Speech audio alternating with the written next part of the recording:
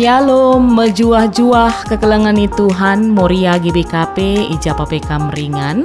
Malam ateta ibas kesempatan enda jumpaka guna raduras erlajar karena kata Tuhan. Maka sope dengar raduras kita erlajar karena kata Tuhan, mari lebih si pubulat ukur ta raduras kita ertoto.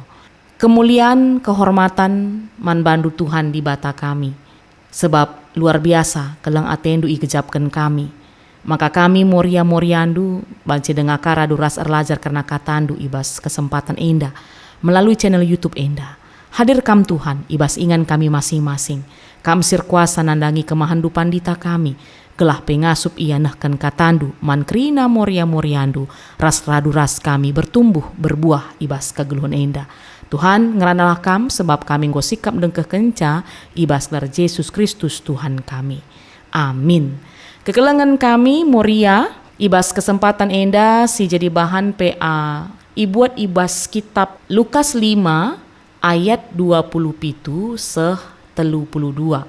Ogeken kami kata Tuhan enda Lukas 5 ayat 27 seh 32 alu batang belina idilo Yesus lewi. Kencasie lawas Yesus nadingken kutandai. Jenari idahna sekala pengalu cuke gelarna Lewi kundul ibas kantorna. Nina Yesus manbana ikutkan aku. Tedis Lewi itading kena kerina jenari ikut kena Yesus. Kenca bage ibahan Lewi ibas rumahna kerja man si belin guna Yesus. Entrempe pengalu cuke bage pekala si deban ikut man raskala endandai ije. Perbahan se piga kalak parisi, ras guru-guru agama, jungut man ajar-ajar Yesus nina. Engkai maka man dengan minem ras kalak pengalu cuke kalak perdosa. Magi penungkunan erjabab Yesus, kalak si sehat labo perlu kena dokter, tapi kalak si sakit nge. Aku reh labo gunandilo kalak si bujur akap nabana, tapi gunandilo kalak perdosa gelah ia jera. Bagenda kekelangan Tuhan si jadi bahan ogenta. Rasa jadi tema mekap sehat ibas perbahanan. Sehat ibas perbahanan. Tujuan kita ngurati karena kata Tuhan enda lid 2. Si pertama gelah kita moria nuriken misi Yesus karena kalak sakit entah pe menyimpang. Makasih peduakan gelah kita moria sadar karena lid realita penyimpangan seksual ibas masyarakat. Ya jadi tema tas kali enda memang ikaitkan dengan penyimpangan ya seksual ibas masyarakat yang sekarang sering kita dengar dengan singkatan LGBTQIA2S ya. Adigel-gel hanya LGBT genduaring goka tambah kekelangan Tuhan. Jadi kekelangan Tuhan moria kami kerinana ada kalimat yang sering kita dengar berkata demikian. Lebih baik mencegah daripada mengobati. Lebih baik mencegah daripada mengobati. Tapi si jadi persoalan bagaimana jika ada orang yang tidak tahu bahwa dirinya sedang sakit ya. Ditambah lagi penyakitnya bukan penyakit fisik tapi perilaku ya. Maka dalam hal ini kita tetap mau diingatkan firman Tuhan tadi berkata di Lukas 5 ayat 31 yang mana Yesus berkata bahwa orang sehat tidak memerlukan tabib tetapi orang sakit. Maka di sini perlu kita membuat sebuah pertanyaan, siapa sebenarnya orang sakit itu? Dan bagaimana perbuatan manusia menunjukkan apakah dia sehat atau tidak di hadapan Tuhan.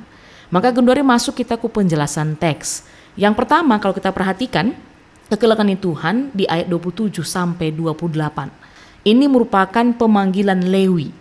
Siapa Lewi? Ya, berdasarkan teks, Lewi adalah seorang pemungut cukai. Dan kalau kita lihat di paralel ya, kitab Injil yang lainnya, Lewi di sini juga adalah Matius, ya, murid Tuhan Yesus yang dipanggil seorang pemungut cukai. Yang mana kita sama-sama tahu di masyarakat Yahudi, seorang pemungut cukai itu dianggap hina dan berdosa. Kenapa? Karena mereka bekerja untuk kekuasaan Romawi, sering korup dan juga melakukan hal-hal yang kadang-kadang merugikan masyarakat rakyat pada saat itu. Namun Tuhan kita Yesus melihat lebih dalam daripada status sosial ataupun dosa masa lalu yang kita lakukan. Kita melihat bagaimana di teks ini di ayat 27 sampai 28, misi Yesus adalah memanggil orang yang berdosa untuk bertobat. Endah si pemena. Makanya di bas ayat 20 siwah seh 30 kita melihat bagaimana pemungut cukai itu setelah bertobat melakukan perjamuan ya dengan Tuhan Yesus. Yesus makan bersama-sama dengan orang yang dianggap berdosa oleh masyarakat, oleh status sosial pada saat itu. Namun di sini kita bisa melihat ini adalah simbol relasi, simbol penerimaan dan keinginan membawa orang-orang berdosa masuk dalam kehidupan baru. Walaupun ya tindakan Yesus pada saat itu dianggap salah, ya, dianggap tidak benar oleh orang-orang Farisi khususnya. Tapi kita bisa melihat di sini ini adalah tindakan Yesus yang betul-betul sangat radikal dan profetik. Yang mana kita sama-sama tahu dalam budaya Yahudi, makan bersama itu berarti persekutuan yang akrab. Ya, dengan kata lain, Yesus sudah sangat menyambut orang-orang berdosa tersebut, termasuk pemungut cukai. Ya, maka ketika Yesus dikomplain, kita bisa melihat di ayat 31 sampai 32, Yesus memberikan penjelasan bahwa Yesus menggunakan metafora dalam hal dokter ya dan orang sakit di sini. Kata sakit di sini bersifat moral dan spiritual, bukan sakit medis ya, bukan sakit fisik jasmani. Ini merujuk kehidupan yang menyimpang ya dari firman Tuhan, dari kehendak Tuhan. Tadi di ayat 32, Tuhan Yesus jelas mengatakan, "Aku datang bukan untuk memanggil orang benar, tetapi orang berdosa supaya mereka bertobat." Yesus datang menyembuhkan bukan hanya tubuh, tetapi juga hati dan perbuatan manusia. Maka orang sehat di sini bukan yang hanya sempurna, tapi bagaimana merespon kasih Tuhan dengan pertobatan yang nyata. Maka kasih banci si pelajari kekelengan Tuhan, moria kami kerinana arah teks tak enda. Jadi setelah kita coba melihat ya isi dan makna dari Lukas 5 ayat 27 sampai 32, kita menyadari bahwa Yesus hadir bukan untuk merangkul dosa, tetapi untuk memanggil orang berdosa kepada pertobatan. Yesus tidak menjauh dari mereka yang dianggap najis atau menyimpang, tetapi justru mendekat dengan kasih yang memulihkan dan kebenaran yang mengubahkan. Maka hari ini kekelengan Tuhan, kita tidak bisa pungkiri banyak tantangan yang terjadi dalam kehidupan kita di masyarakat, termasuk di tengah-tengah kehidupan orang muda ya. Ini menjadi tantangan yang luar biasa. Fenomena penyimpangan seksual yang muncul dalam berbagai bentuk, termasuk emakap yang kita bahas di awal tadi nih kami, LGBTQIA2S ya. Apa ini kap kami di buku PA Moria, pendeta kita sudah sangat menjelaskan ya bahwa ini merupakan penyimpangan seksual. La bagi semalna adi seharusnya adi basi idah bas kitab Kejadian, Tuhan menjadikan laki-laki dan perempuan. Perkawinan itu terjadi antara satu laki-laki dan satu perempuan, tapi di LGBTQIA2S ini lanai bagem ia, sudah menyimpang bagem ia. Maka dalam topik ini sering sekali ya, ini menjadi pergumulan yang cukup rumit, sensitif, bahkan menimbulkan kebingungan bas kita. Maka timbul pertanyaan, biasanya bagaimana sikap kita terhadap orang-orang yang seperti ini? Apakah kita harus menerima atau menolak mereka? Atau semua bentuk kasih ya? Jadi akhirnya semua dibenarkan. Jadi mereka dibenarkan juga. Dan tambah dari itu pasti ada juga pergumulan kita bagaimana kita bersikap sebagai gereja. Maka kekelengan Tuhan sebagai pengikut Kristus, sebagai anak-anak Tuhan, melalui firman Tuhan dari Lukas 5 ayat 27 sampai 32 ini, kita dipanggil untuk tidak diam atau menghindar melihat situasi ini, tetapi juga tidak menghakimi tanpa kasih. Maka kita perlu belajar bagaimana firman Tuhan menuntun kita untuk merespon situasi LGBTQIA2S ini dengan keseimbangan antara kasih dan kebenaran sebagaimana Yesus sudah teladankan dalam kehidupannya, dalam pelayanannya yang dijelaskan tadi dalam Lukas 5 ayat 27 sampai 32. Hadis handai bagaimana Yesus datang kepada orang sakit ya. Dia memanggil orang Lewi, pemungut cukai pada saat itu yang dianggap hina oleh masyarakat. Dia tidak menolak sama sekali. Kan begitu dia ya. Maka dalam hal ini kita juga muria, gereja juga tidak boleh menjauhi atau menghina orang yang berada dalam situasi penyimpangan seksual, melainkan mendekat dengan kasih dan penggembalaan. Ingat ya, dalam hal ini kita bukan dalam maksud membenarkan dosa yang mereka lakukan, tetapi kita melihat mereka sebagai orang berdosa dengan belas kasihan sebagaimana Yesus memandang pemungut cukai, si Lewi yang dijelaskan dalam teks kita. Endasi pertama, makasih kedua kan, pertobatan adalah undangan, bukan paksaan, ya. Maka kita melihat bagaimana Yesus tidak membiarkan orang tetap dalam keadaan lamanya, hidup dalam dosa. Ia memanggil untuk bertobat, metanoia, perubahan secara keseluruhan, secara totalitas. Maka dalam hal ini juga gereja harus menyatakan kebenaran firman Tuhan, bahwa tindakan seksual di luar rancangan Tuhan. Tuhan tidak berkenan atas tindakan penyimpangan seksual. Itu dosa, itu sudah harus kita sepemahaman dan komit untuk itu.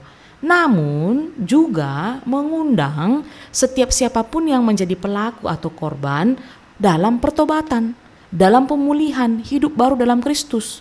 Jadi pertobatan di sini bukan hanya sebatas tentang menjadi normal menurut budaya, tapi bagaimana menjadi baru di dalam Kristus. Endasi peduakan.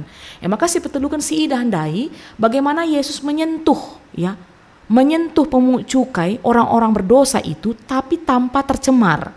Ya, kita lihat Yesus ikut makan dalam undangan, ya, bersama pemungut cukai. Ia tidak kompromi dengan dosa mereka, tapi juga tidak mengambil jarak ataupun mengusir mereka. Maka dalam hal ini juga lewat penyimpangan-penyimpangan seksual, gereja harus berani hadir dalam diskusi, mendengarkan, menjalin hubungan tanpa harus menyetujui gaya hidup yang mereka lakukan, karena itu bertentangan dengan firman Tuhan. Lalu yang kedua, kita boleh mengembangkan komunitas pemulihan, ya, di mana orang bisa bergumul, bertanya dan ditolong, bukan diusir. Maka muria arah kata di bata eda rikut kente masih sesaman banta rasituasi silit ibas zaman kendurenda, maka iajuk kita muria tidak menutup mata terhadap realitas penyimpangan seksual di lingkungan sekitar kita. Itu ada di sekitar kita, maka jangan menutup mata, kita harus peka dan mau tahu dan peduli. Endasi pertama, si peduaken muria jangan langsung menghakimi, tetapi bawa saudara-saudara kita ini dalam doa, dalam bimbingan, dalam kasih, bahkan lakukan percakapan-percakapan konseling. Lalu yang ketiga, muria membangun komunitas yang sehat secara spiritual dan moral. Ya, bagaimana kita saling menegur, saling mengingatkan, maka perlu ke persekutuan. Kita kuatkan, terlebih untuk anak-anak kita, perlu singetkan rusul anak-anak kita untuk masuk dalam persekutuan. Jangan kita biarkan, karena luar biasa godaan zaman gendureda. Makasih terakhir, mari kita muria, ya, gereja menjadi tempat yang menyembuhkan bagi saudara-saudara kita yang mengalami penyimpangan seksual ini, yang sedang sakit ini. Bukan menjadi tempat yang melukai. Mari kita membawa misi Yesus, ya, yang mana ia mengatakan bahwa dia datang ke dunia ini untuk menjadi tabib, menjadi dokter. Dan dokter itu untuk orang yang sakit, bukan untuk orang yang sehat.